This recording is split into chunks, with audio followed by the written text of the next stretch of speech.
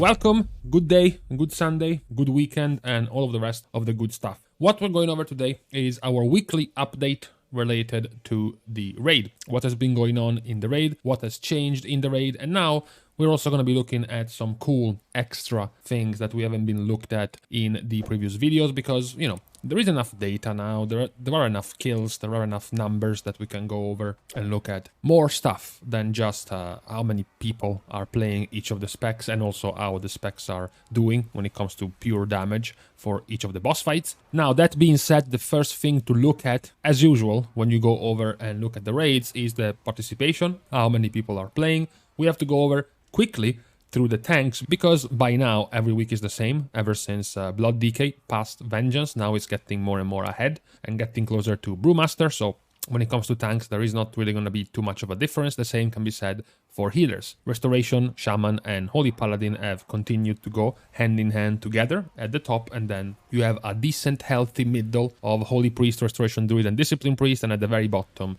you have Mistweaver Monk. The main changes are going to be pertinent to damage dealers, because over the course of yet another week, yet another reset, we are now in the 10th reset of 9.1, we have another change, which is the fact that Beast Mastery is now even closer to marksmanship than last week. Over the course of a week, over the course of a reset, marksmanship gained 1800 logs, while Beast Mastery gained 5000. Now BM is less than 1000 logs away from passing marksmanship, so very, very likely next week we will be here again and we will mention that Beast Mastery has now passed marksmanship. The top three has remained the same, Balance Arms and Havoc, ever since Havoc got buffed in 9.1.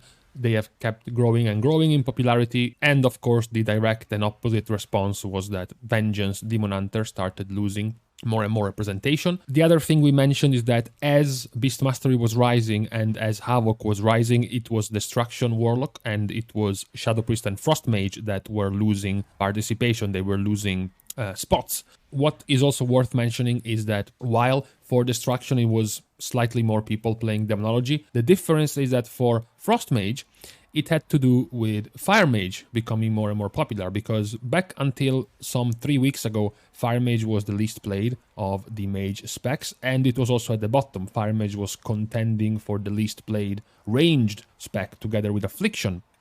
And guess what happened?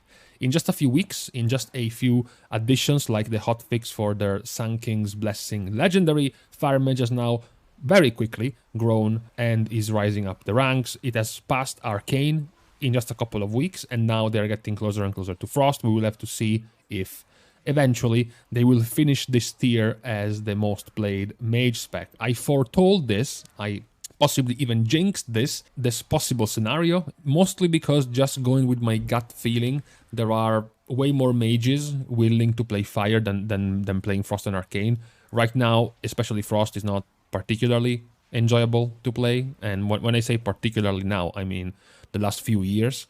Arcane, sure, has gotten better. They even increased the number of buttons they get to press, but it's still on the boring side, on the simple side, so I think mages are generally more into playing Fire as long as they can. You know, as soon as they see a window of opportunity to reroll to Fire Mage again, I think they will take it, which is likely why Fire Mage has been rising so quickly. Then you have the other rise that has been mentioned last week as well, which is Subtlety.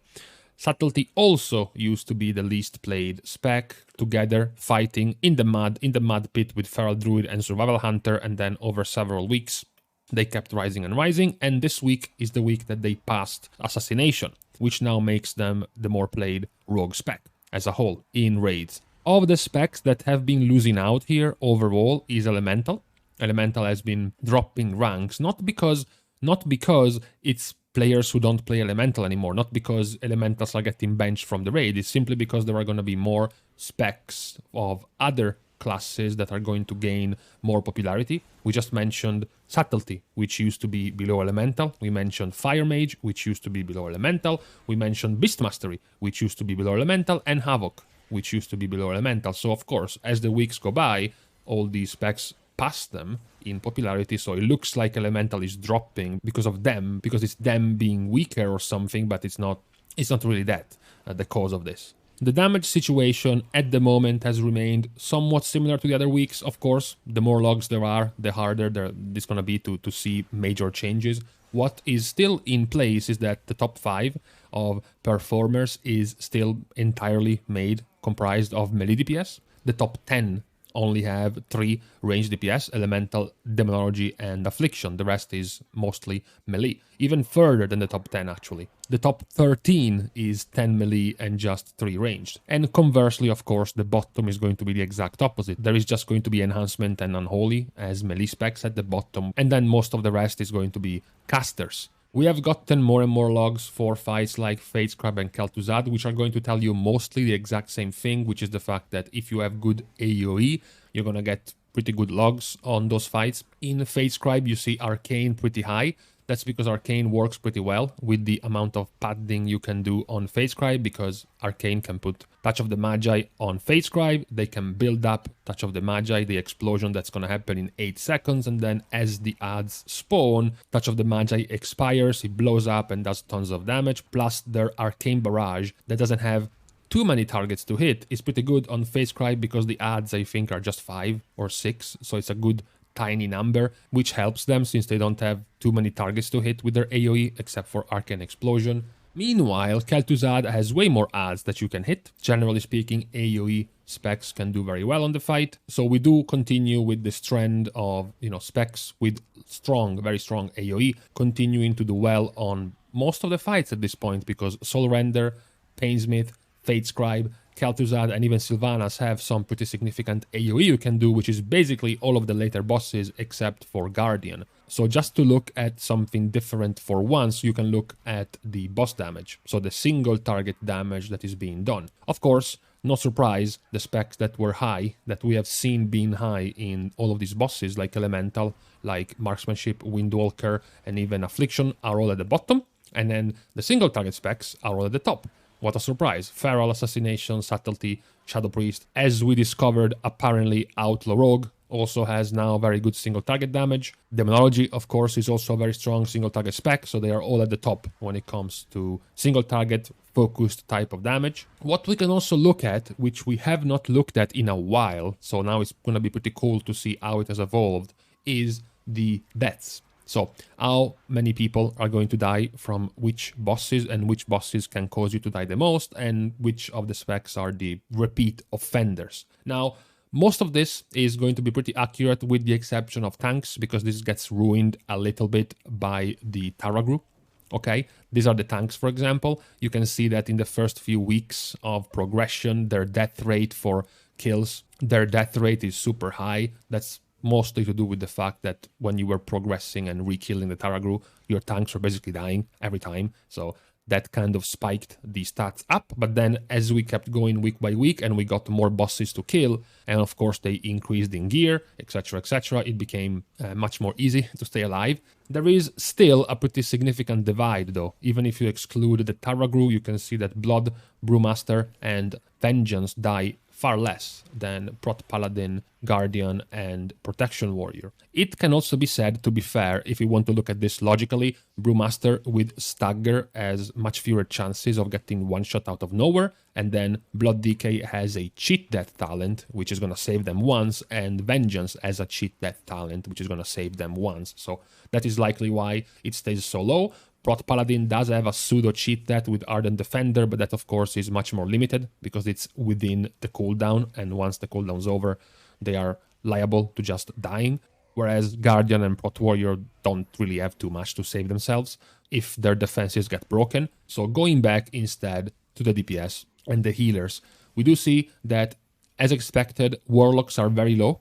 Warlocks are very durable, especially Demonology is usually the standout spec that dies the least, and then you have Rogues. Rogues, of course, are also very durable. On top of being durable, most of the time they will be playing with a cheat death, so that is also going to be far less death than average. Meanwhile, squishier spec with weaker defensives or with some problems they create themselves, like trying to push their damage with things like Ravenous Frenzy for a balanced druid, they are gonna die a little bit more. Balanced Druid also has gotten their free Frenzied Region Conduit nerfed. They are playing Ventir, which is a little bit worse, a little bit harder to save yourself compared to the soul shape of Nightfey. The Door of Shadows is quite a bit worse when it comes to quick movement. Marksmanship is another spec together with Fury Warrior with pretty poor defensives, so it is more liable to dying. As usual, we have the massive difference between Arcane and Frost Mage dying compared to Fire because of the cheat death of Fire being much stronger, or rather being strong,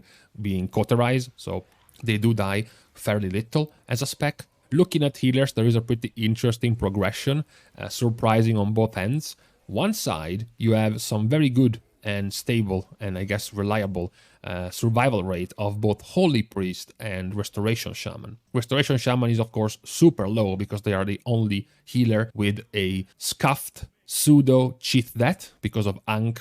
Being able to rest yourself with Ankh doesn't count as a death. It's just like basically a cheat death passive. Even if you did count, however, even if you did count Ankh as a death, they would still be lower than these three high specs, being Resto Druid, Mistweaver Monk, and Holy Paladin, which seem to have a much higher death rate on average. The DPS death rate can be visualized much easier like this. Not here because it's still too crowded. Once you start cutting out all of the middle specs that are performing more or less on average on the 30-ish% death chance, so every boss kill you have a 1 chance in 3 to die. When you take them out, you have a much clearer divide. You see the rogue specs and demonology on one side, and then on the other side you see the 2 warrior specs, the 2 druid specs, Unholy DK and Red Paladin being much higher, being closer actually to 50% death rate. So once every other boss kill, one of these guys is gonna die, basically. We can also see something pretty cool and pretty interesting, which are the requirements for the fight. The HPS requirements for all of the bosses. This is something that happened quite often. One might think, well, I guess the higher you go, the deeper you go into the boss progression of the raid, the more you're gonna need, the more damage you're gonna need, the more healing you're gonna need. Instead, not really, because for example, you do have Remnant of Ner'zhul requiring almost twice as much HPS as Kel'Thuzad, or the 9 requiring the same amount of HPS as Fate Scribe. And of course, Sylvanas having a quite low-ish HPS for being a last boss, simply because it's so long. The fight is 14 minutes long, there is multiple intermissions and periods of downtime, so the overall healing is going to look much lower compared to fights that continue, hammering over and over until the boss is dead for a shorter duration like Guardian, which is almost reaching 100,000 HPS. Another cool stat is, at the moment, how likely you are to kill a boss, whether or not you are progressing on it or you're farming it. This is another one of these stats where you would think that the deeper you go, the harder it's going to be. So if you start with the 9 having a 36% kill chance, and then the Eye of the Jailer is 20%, it looks like it's going to go like this, down, down, down, closer and closer down to Sylvanas. Instead, you have a combo breaker. You have Guardian of the First Ones being the 4th easiest boss in terms of kill chance, 12.5% compared to even something like Fate Scribe at 4%, which is of course indicative. Many people who have progressed through Guardian will of course have realized that it's very undertuned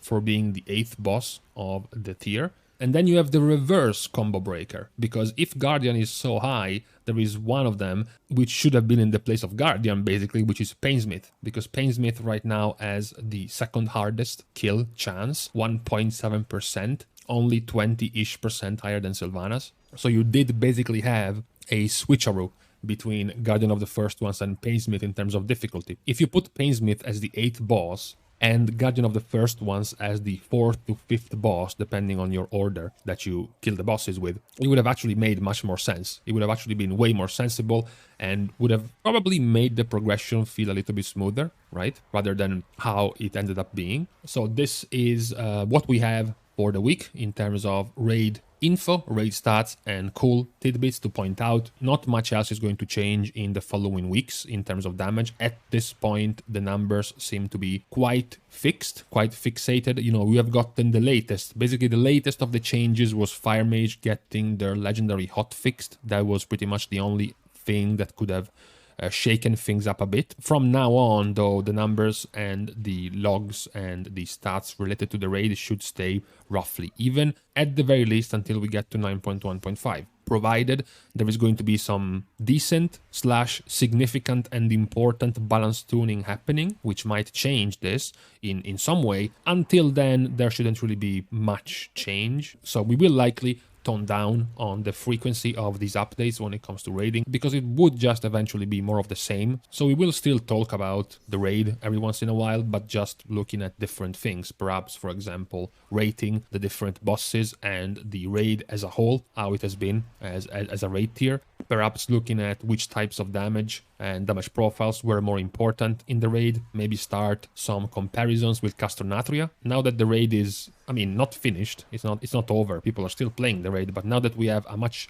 bigger and larger picture of the raid, of all of the bosses as a whole, we can start comparing it a little bit better with the previous raid tier of this expansion. So we will likely go and take a look at the raid, still just in a more macro vision, in a more overall picture, rather than just looking at the specs and their performance every week, since most of it is going to remain on a similar level, at least as mentioned until 9.1.5. So with this, we can stop for the last video of the weekend of Sunday. Thank you guys for watching the video. If you've enjoyed the channel and you want to support the content, etc., etc., etc., all that other stuff, see you guys soon.